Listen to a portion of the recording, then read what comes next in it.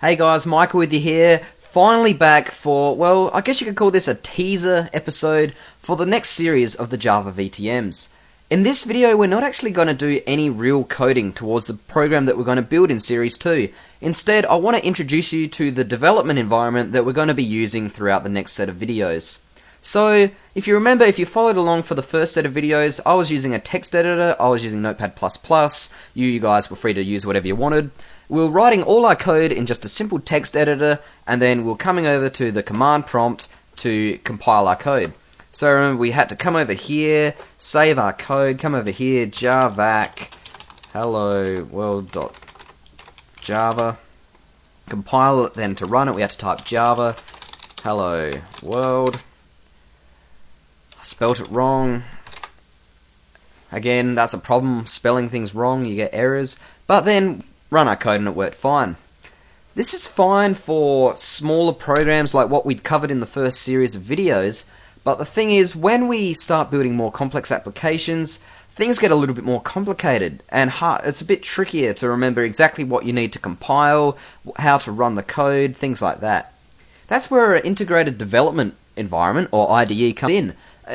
Basically, IDEs come in all different sorts of flavors. They usually provide some sort of editor for actually writing our code, provide useful tools like syntax highlighting, code completion.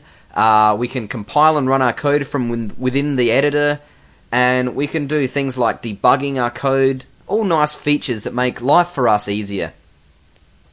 So, what IDE should we use? Well, there are a number of IDEs available, huge number. For example, I'm sure most of you have heard of Visual Studio, which is Microsoft's set of development environments. Visual C++, for example, is for writing C++ code. For Java, the ones I can think of off the very top of my head are JCreator, JBuilder, NetBeans, JGrasp. They're four that I can think of off the top of my head. We're not going to be using them. The one we're going to be using is called Eclipse. Eclipse is a really powerful IDE, and the best thing about it is that it's free, as in freedom and as in free beer, which is awesome. So where do we get Eclipse from? We get it from www.eclipse.org. And here we get the website. This is the website. Now, Eclipse is much more than a Java IDE, okay? It's a development framework, and by writing plugins, you can make an IDE for pretty much any programming language you can think of. For example, there's an Eclipse plugin for PHP, which allows you to do PHP development, which also integrates with a web server if you have a web server running on your local computer. There's a plugin for writing C and C++ code that integrates with the GCC compiler, which is the GNU C compiler. And there are a whole other range of different plugins we can get for Eclipse. The main thing that we're going to be using is the Eclipse IDE, which is the Java IDE that comes built in. So we click on Downloads, and we wait for my super slow internet today. Now, Eclipse comes for pretty much every operating system.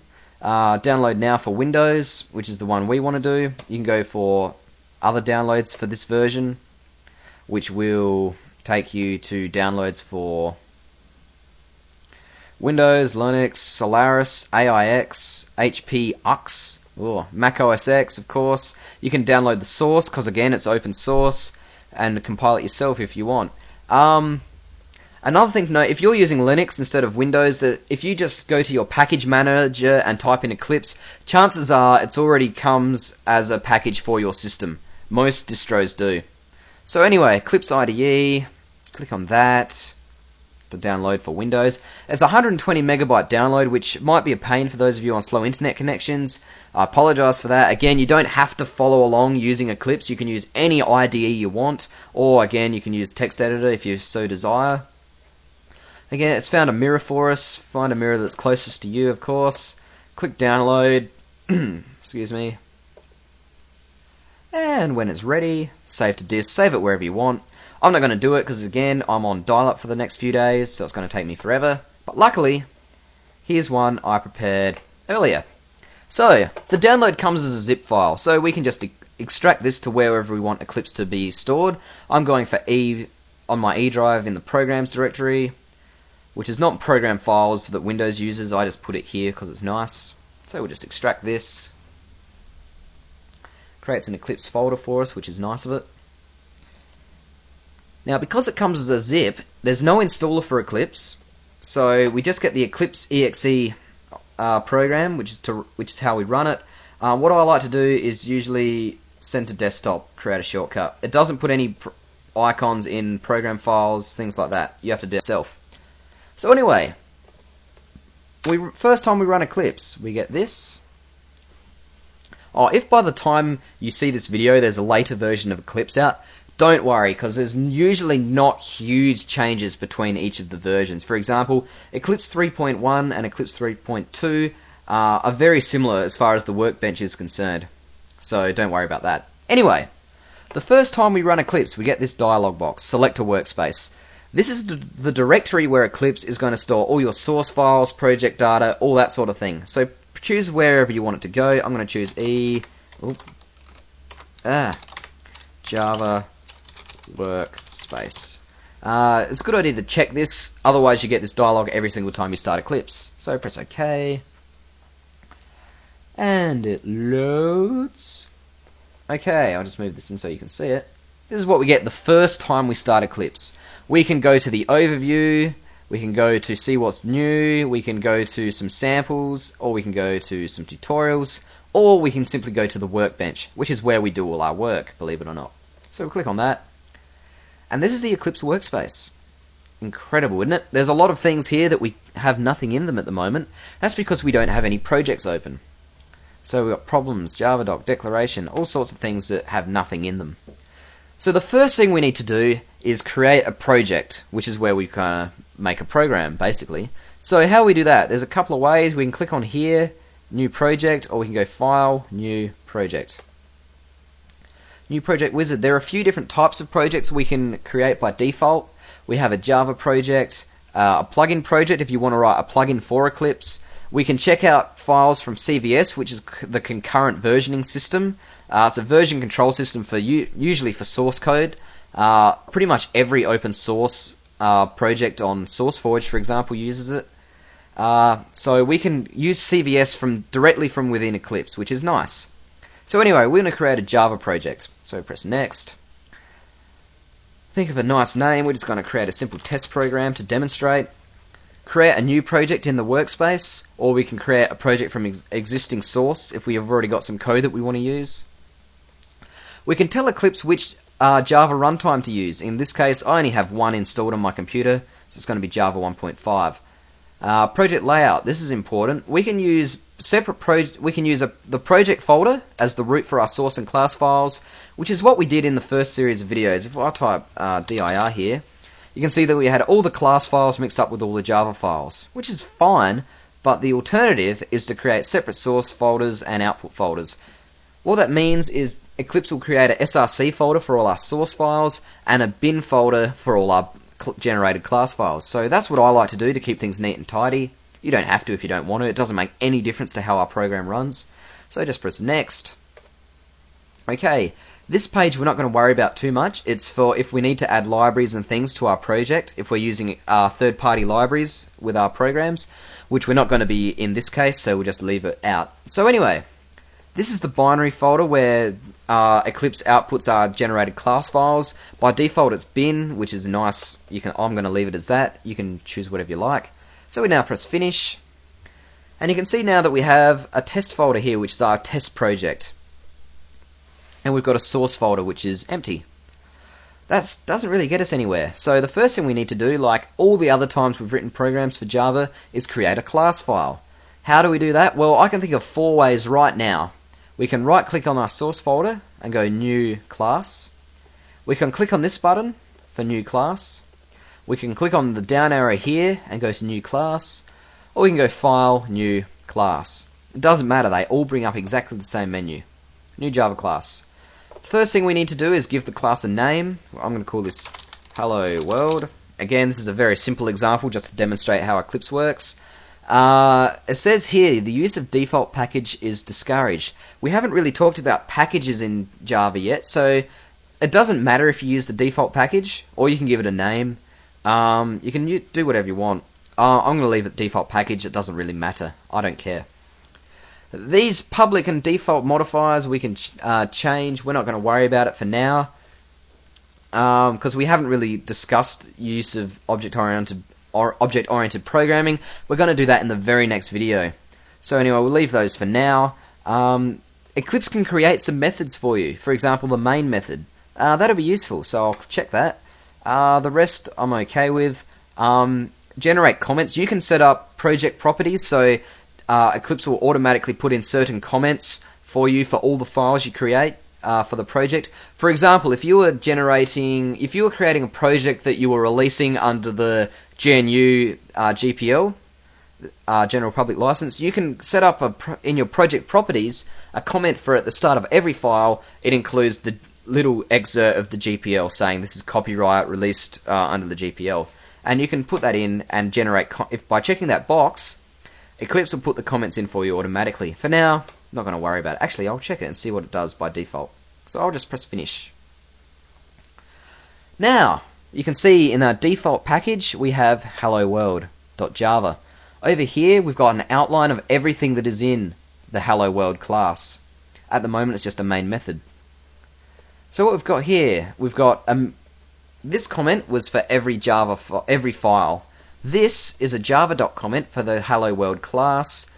Similar to how, if you remember how I made that keyboard class, I had some generated java.doc for it. These are the java.doc comments. So we don't have to worry about them for now. A nice thing it did for us was create a main method, which is handy. And we're ready to go. We're ready to start programming.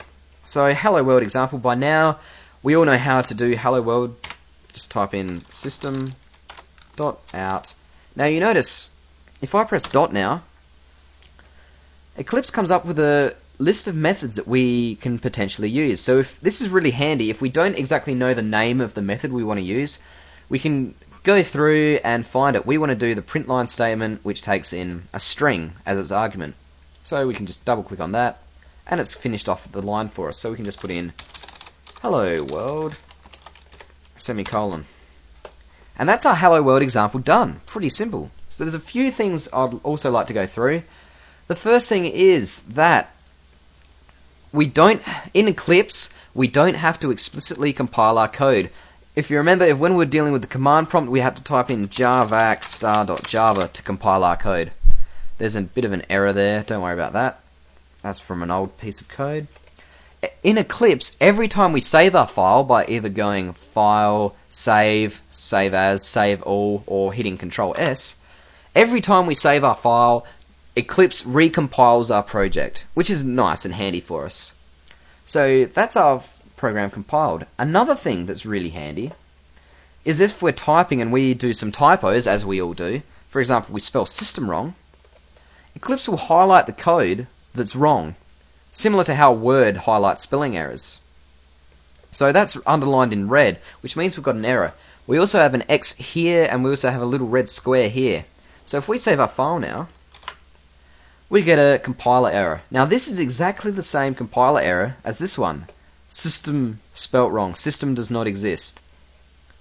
In this case, it says system cannot be resolved. It's the same error, just Eclipse is saying it a little nicer for us, which is handy. So we can just double click on this and it will highlight the bit that's wrong. From there we can automatically see that we spelt system wrong. So we can just put an E in there, not there, there.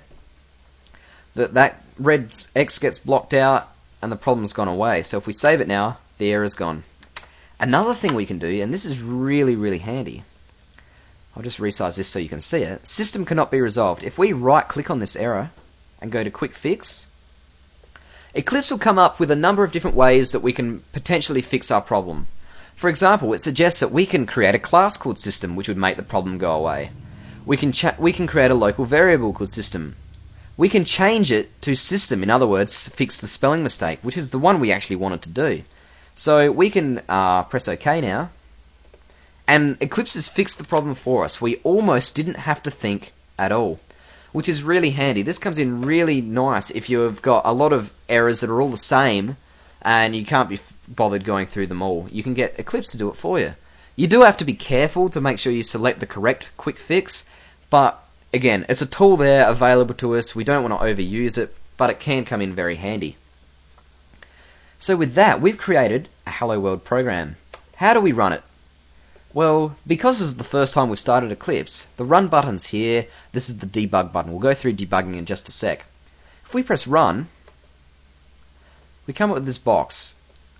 We want to create a Java application. That's what our project is. So if we press the new button now, if you're lucky, Eclipse will fill out all these things for us.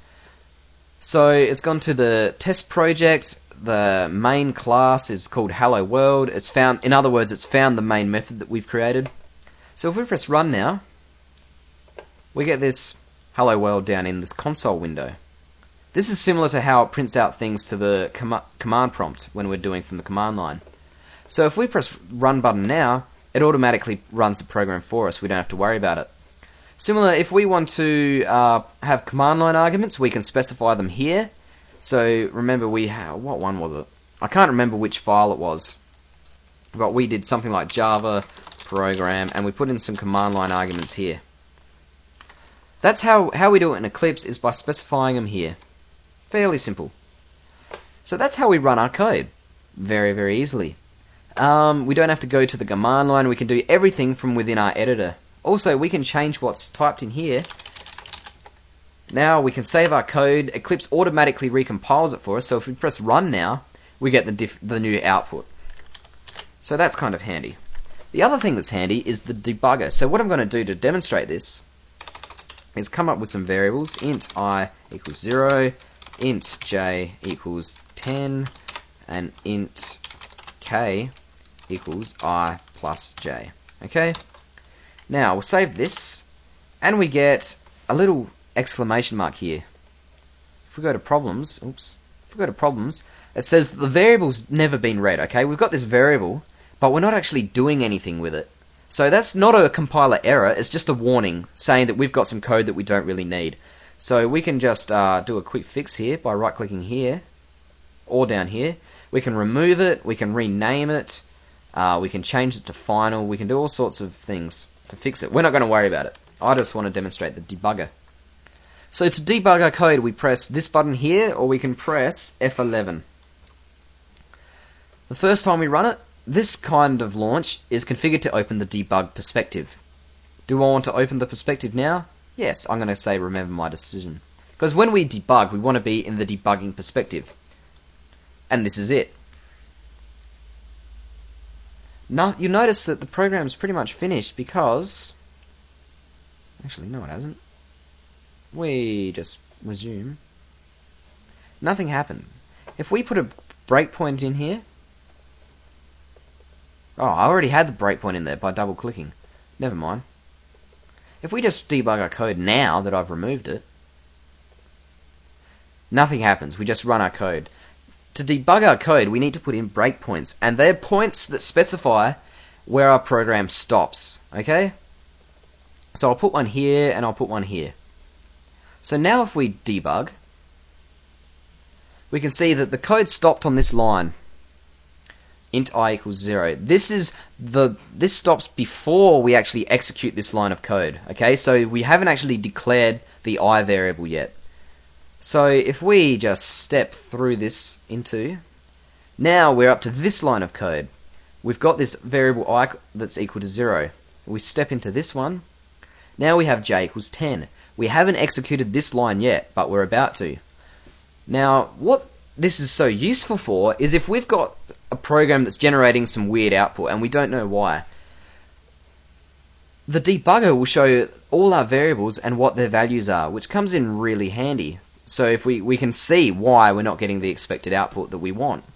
Another thing we can do is change the values here.